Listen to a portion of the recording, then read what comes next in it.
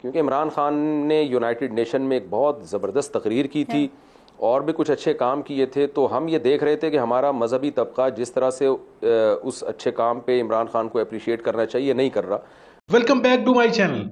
अस्सलाम वालेकुम नाज़रीन काम, आपको गुज़श्ता ईद की ढेरों मुबारकबाद। आप पहले वीडियो देखिए, फिर इसके ऊपर बात करते हैं।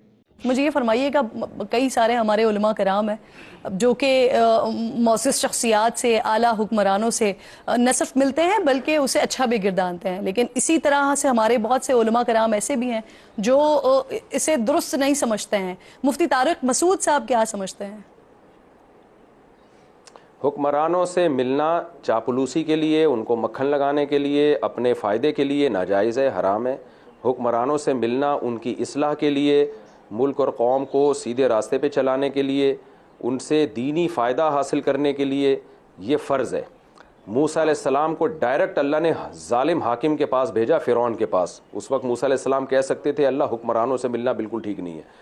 फिर अल्लाह ने फ़िरौन के पास भेजा और कहा कूला लहू कौलन लय्यिना, फ़िरौन से नरम लहजे में बात करनी है, आपने नरम अंदाज में बात करनी है। तो इससे पता चला कि नरम अंदाज में भी बात करना लाजिम है। फिर यूसुफ अलैहिस्सलातु वस्सलाम को बादशाह ने जेल से बुलाया और कहा कि मैं आपको अपने पास ठिकाना देना चाहता हूँ, आपको ओहदा देना चाहता हूँ। यूसुफ अलैहिस्सलाम ने ये नहीं कहा कि हुक्मरानों से मिलना नाजायज़ है, हराम है, मैं जा रहा हूँ अपनी मस्जिद में और मदरसा बनाऊंगा, मुझे कोई जरूरत नहीं तुम्हारे ओहदे की। बल्कि यूसुफ अलैहिस्सलाम ने उनसे कहा इजअलनी अला खज़ाइनिल अर्ज़, मुझे वज़ीर ख़जाना बनाओ। आप ओहदा भी मांगा बाकायदा उनसे। तो ये बात ही बिल्कुल गलत है कि चारों इमाम हुक्मरानों से मिलने के खिलाफ थे। कोई खिलाफ नहीं थे। अगर किसी ने मुखालफत किया तो वो हुक्मरानों से। और गालिबन आपको दावत भी आई है लेकिन आप नहीं मिले। देखें, जहाँ मिलने में मैं समझता हूँ कौम का फ़ायदा होगा तो वहाँ कोई भी बुलाएगा मैं जाऊँगा, और जहाँ मैं समझता हूँ कि कोई फ़ायदा नहीं है तो मैं नहीं जाऊँगा। तो मैं अपने फ़ायदे के लिए, मुझे नहीं याद पड़ता कभी किसी हाकिम से मिला हूँ मैं। जब भी मुलाकात हुई है तो इस नीयत से कि कोई अगर हमारे कंट्री को, हमारी कौम को कोई फ़ायदा हो सकता है तो मैं मिलूँगा इंशाल्लाह ज़रूर। एक साबिक वज़ीर आज़म इस वक्त जेल में है और मुझे याद पड़ता है। अच्छा, बस मैं यही कंफर्म ही करना चाह रही थी आपसे। आप उनके बारे में पहले अच्छी बात करते रहे, अच्छी राय रखी हुई थी आपने। आज क्या राय है आपकी? जी देखें, हमारी एक पॉलिसी है और मैं उसी पॉलिसी पे चलता हूँ, और हमारे बड़ों की भी ये पॉलिसी है कि शख्सियतों के पीछे दौड़ने के बजाय अगर आपका कोई वज़ीर आज़म, कोई सरबराह ममलकत कोई अच्छा काम करता है तो आपने उसको अप्रिशिएट करना है, हौसला अफजाई करनी है, मुखालफिन की परवाह किए बगैर।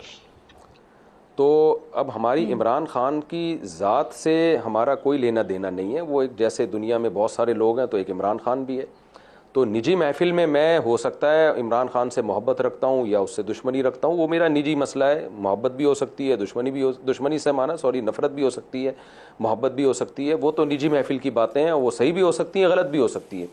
लेकिन ज़ाहिर है जब मैं ऑन द यानी एक पब्लिकली एक बात करूँगा तो मैं एक मजहबी स्कॉलर के तौर पर एक बात करूँगा, किसी सियासी जमात का फ़र्द या सियासी जमात को सपोर्ट करने के हवाले से बात नहीं करूँगा। तो वो बात यही है कि कोई भी वज़ीर आज़म हो, सरबरा हो, अगर वो अच्छा काम करे तो उसको अप्रिशिएट करना चाहिए।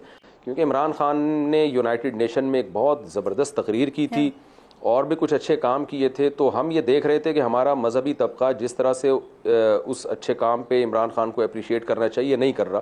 तो मैंने अपनी मजहबी ज़िम्मेदारी समझ के मैंने कहा कि भाई ये अच्छा काम किया है, इसको हमें सपोर्ट करना चाहिए। तो इस हद तक मेरी सियासत में मुदाखलत है, इससे ज़्यादा नहीं है। सही। शहबाज शरीफ साहब इस वक्त मौजूदा वज़ीर आज़म हैं पंजाब में, मोहतरमा मरीम नवाज़ साहिबा वज़ीर आला हैं। इनके क्या काम इस वक्त मौजूदा हालात में आपको अच्छे लगे? देखें, जब ये सियासी उखाड़ पिछाड़ हुआ ना तो मैं थोड़ा सा बिल्कुल मीडिया से, सियासी ख़बरों के हवाले से दूर हो गया।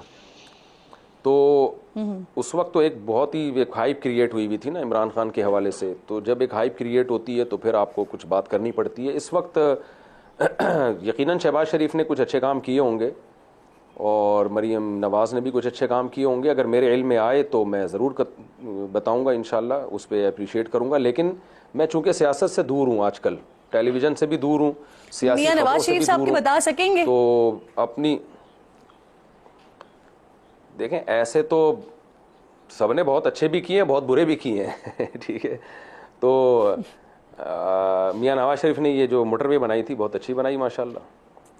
और हमें तो बड़ा फ़ायदा हुआ। अब क्या था उसके पीछे, लोग उस पर भी कुछ एतराज़ात करते हैं, लेकिन हम तो बड़ा पंजाब में बड़े मज़े से सफ़र करते हैं, तो बड़ा अच्छा लगता है हमें। मोटरवे पर एटमी धमाका किया, मियां नवाज शरीफ के दौर में बम फटा था। जी जी जी, एक ही ढंग का काम किया। बड़ा दिलचस्प प्रोग्राम हुआ मुफ्ती साहब आपके साथ, बड़ा मज़े का प्रोग्राम भी इनफेक्ट हुआ। लेकिन आखिर में ऑन ए लाइटर नोट से पूछना चाहती हूँ कि आपको भी जन्नत में वैसे हूरों की तलब है, या माशाल्लाह आपके पास जो 4 हैं वही काफ़ी हैं आपके लिए? ये आपने बहुत ख़तरनाक सवाल किया है। असल में मैं कोई ऐसा सवाल जिससे, जब क्योंकि इंटरव्यू मेरे घर वाले भी सुनते हैं और फिर वो वहाँ से मुझे जो रिएक्शन का खतरा होता है, जायज़ा तो है ही, लेकिन कहीं आपका ही जायज़ा ना ले लिया जाए घर पे आज। मैं ये कहूँ कि मुझे भी हूरों का शौक़ है, तो फिर घर वाले कहेंगे कि 4 काफ़ी नहीं है, अभी भी हूरों का शौक़ है। और अगर मैं बोलूँ कि नहीं है और अल्लाह जन्नत में कह दे तुमने दुनिया में बोल दिया था बस 4 बहुत हैं, तो अभी हूरें तुम्हारे लिए नहीं है, तो मैं तो फंस जाऊँगा ना बुरे तरीके से। तो इसलिए इस सवाल का जवाब भी मैं स्किप कर देता हूँ।